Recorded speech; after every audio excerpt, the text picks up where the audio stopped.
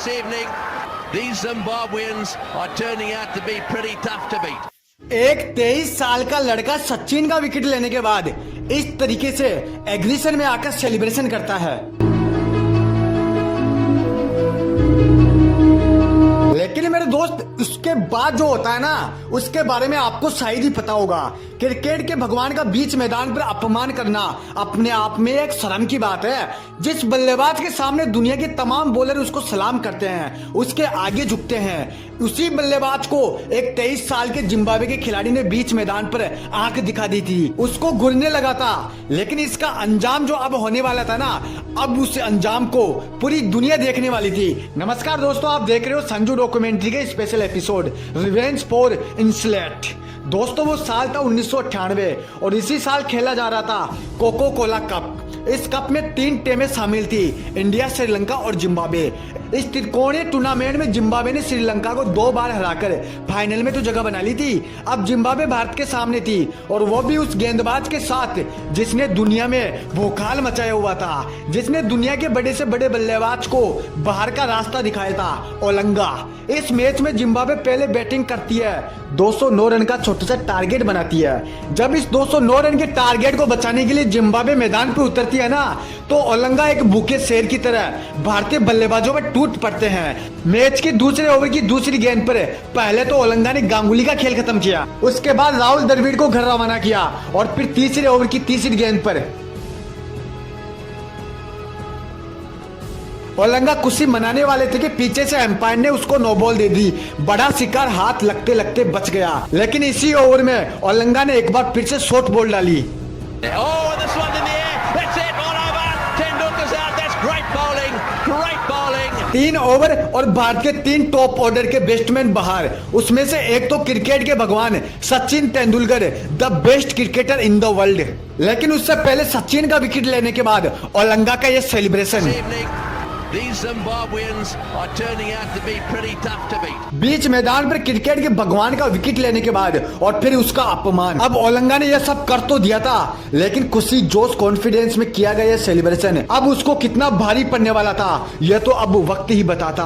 Out होने के बाद सचिन के चेहरे को आप साफ साफ देख सकते हो कि उनकी आंखों में गुस्सा साफ साफ दिख रहा था। सचिन जब ड्रेसिंग रूम की ओर जा रहे थे, तब रविंद्र जडेजा उनसे क्रॉस होते हैं, और जडेजा ने कूल बनने के चक्कर में से पूछ लिया कि क्या सर आउट हो गए। तब सचिन ने ऊपर की ओर इशारा किया और कहा कि अगले मैच तक रुको। अगले मैच में 36 घंटे बाकी थे।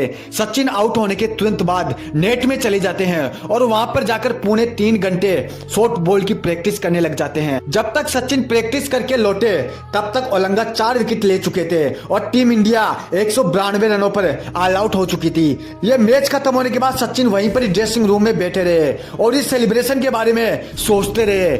जब रात हुई तो वो होटल रूम में चले गए, लेकिन सारी रात उनको नींद नहीं आई। वो करवटें बदलते रहे और इस सेलिब्रेशन के बारे में सोचते रहे। रात से सुबह हो गई, लेकिन 10 मिनट भी सचिन की आंखों में नींद नहीं थी। दूसरा दिन हुआ तो तुरंत फिर से सचिन नेट में चले गए और प्रैक्टिस की, ताकि दूसरे दिन ओलंगा को कोई भी मौका न दे। तो दूसरी तरफ जिम्बाब्वे के खेमे में इसी बात पर रणनीति बना दी गई कि जब सचिन मैदान पर आए, तब उनके सामने शॉर्ट बॉल डालो। 1 मिनट भी सचिन को मैदान पर ना रुकने दो।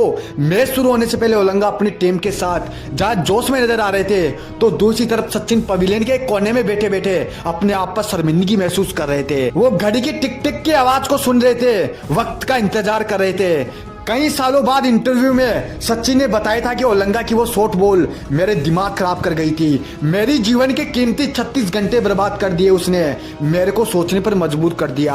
वो मैच मेरे लिए बॉक्सिंग मैच बन गया था, जहां या तो वो खड़ा रहता या फिर मैं खड़ा रहता। मेरा उस मैच में मान सम्मान इज्जत सब कुछ दांव पे लग गया था। अब मेरे को केवल उस टाइम एक ही चीज दिख रही थी, बदला तो सिर्फ बदला। और इन्हीं सभी परिस्थितियों में मैच शुरू हुआ। एक तरफ ओलंगा तो दूसरी तरफ सचिन, और फिर से वही surprise bouncer. Pulled away, wide of the man had been on. वो कहते हैं ना कि जब शांत आदमी को गुस्सा आता है तो वो सब कुछ खत्म कर देता है। इस मैच में सचिन ने ओलंगा के साथ जो किया ना वो किसी कत्ल से कम नहीं था। वादा तो बॉक्सिंग मैच का था लेकिन यूं मानो सचिन मौत की जंग लड़ रहे हो, शॉट पर शॉट, शॉट पर शॉट। ऐसा लग रहा था कि मानो सचिन हर गेंद को स्टेडियम बाहर पहुंचाने की फिराक में हो। उनका एग्रेशन, उनकी बॉडी लैंग्वेज, उनकी आंखों में साफ साफ दिख रहा था। सचिन इतने एग्रेशन में देखकर जिम्बाब्वे के खिलाड़ी तो सदमे में थे ही, बल्कि दादा भी खुद चौंक गए। एक बार जब दादा ने रन लेने के लिए मना कर दिया तब सचिन इतना गुस्सा हो गए कि बीच बचाव में एम्पायर को आना पड़ा। एम्पायर को बीच बचाव में आकर इस मामले को शांत कराना पड़ा। मैच खत्म होते होते दादा के 90 बॉलों में 60 रन थे और उतनी ही बॉलों में सचिन के 124 रन। आप लोगों को विश्वास नहीं होगा कि जब ओलंगा बॉलिंग करने के लिए आए थे तब सचिन ने हाफ सेंचुरी केवल 28 बॉलों में पूरी कर ली थी। ओलंगा जो अपने आप को दुनिया का नंबर 1 गेंदबाज समझ रहा था, इसी नंबर 1 गेंदबाज को सचिन ने 4 ओवरों में 45 रन ठोक दिए। भारत बिना विकेट गवाए 30 ओवरों में मैच जीत जाती है। Oh, that's a great shot. Wonderful shot. Beautifully played. इस मैच के बाद जिम्बाब्वे के ड्रेसिंग रूम में सन्नाटा छाया हुआ था। ओलंगा पवेलियन के कोने में बैठे हुए थे, वो सदमे में थे, वो सोचने पर मजबूर हो गए थे। उनको कुछ समझ में नहीं आ रहा था, उनकी आंखों में आंसू निकलने लगे थे। ओलंगा की इस हालत को देखकर उनके टीम के कप्तान उनके पास आए और कहा कि जब कोई बल्लेबाज इस तरीके से खेलने के लिए ठान लेना मेरे भाई, तब दुनिया का कोई भी बॉलर उसको आउट नहीं कर सकता। तू निराश क्यों हो रहा है? इस मैच से सीख ले, तू आगे बढ़, बहुत कुछ तू अलग कारनामा करेगा। शायद ओलंगा ने कप्तान की इसी बात से सीख ली और अगले मैच में पाकिस्तान के खिलाफ टेस्ट मैच में 5 विकेट लेकर वो मैच जिता दिया और इसी सीरीज में Olonga man of the series भी बने थे। लेकिन इस पूरी सीरीज में एक चीज मैं आप लोगों को बताता हूं दोस्तों कि ओलंगा ने एक भी विकेट लेने के बाद सेलिब्रेशन नहीं किया, क्योंकि कॉन्फिडेंस अपनी जगह है। बेवजह सोए हुए शेर को जगाओगे तो वही हाल होगा जो सचिन ने किया था। मेरे दोस्त, उस दिन सचिन ने ओलंगा को मार मार कर अंधा कर दिया था। पाकिस्तान के खिलाफ उस सीरीज के बाद ओलंगा ने एक इंटरव्यू में कहा कि सचिन ने मेरा करियर ही खत्म कर दिया था। मेरे को लगा था कि मैं उस मैच के बाद कभी भी वापसी नहीं कर पाऊंगा, लेकिन मैंने उस मैच के बाद सचिन से सीख ली और आगे बड़ा कारनामा किया। मेरे दोस्त, आज सचिन सर के लिए एक लाइक तो बनता है और चैनल को सब्सक्राइब जरूर करके जाना।